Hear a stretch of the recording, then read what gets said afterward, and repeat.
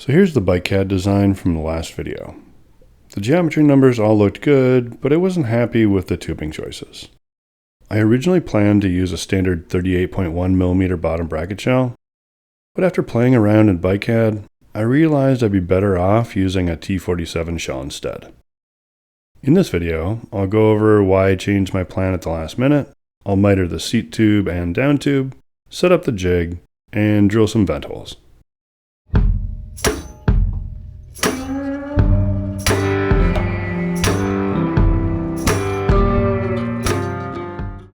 At the end of the last video, the BikeCAD plans were set, and while I had picked out all the tubes, I didn't feel great about my choices. The plan would have meant cutting some of the butts shorter than I prefer, and the seat tube had thinner walls than anything I'd ever used. So I kept working on the design.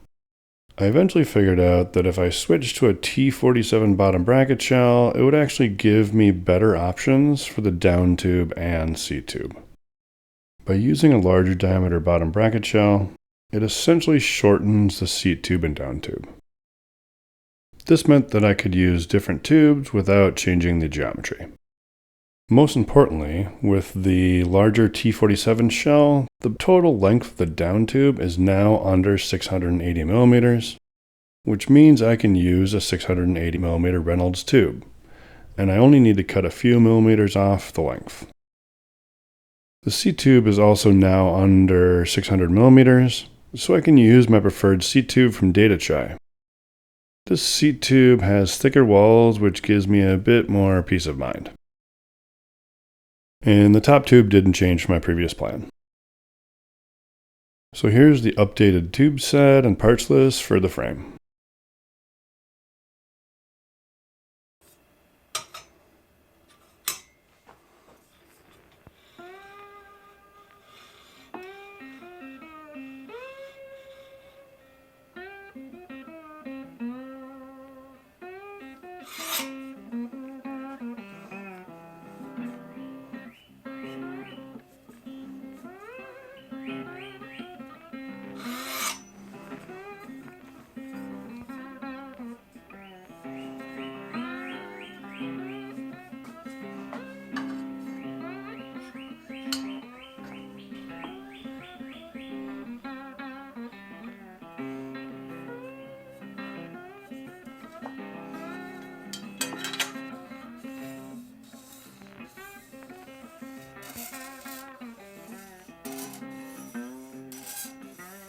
After the center lines and butts are all marked, I measure the overall length of the seat tube.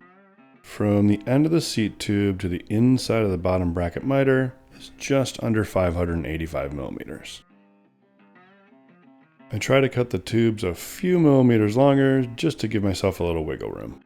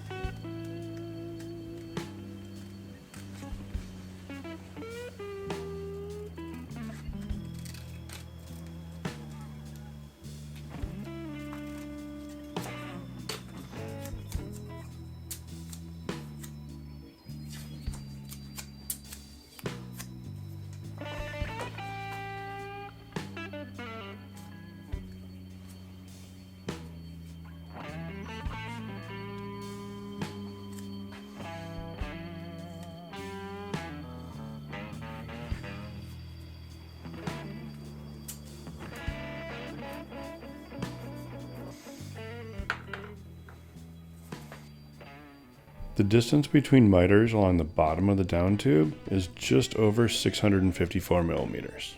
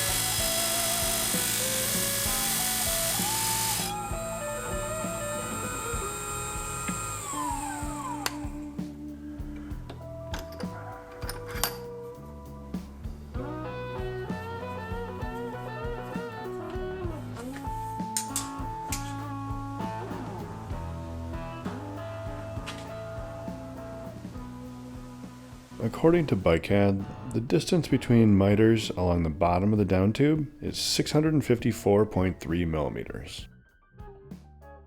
I could try to take a tiny bit more off, but within 0.7 of a millimeter is close enough for me.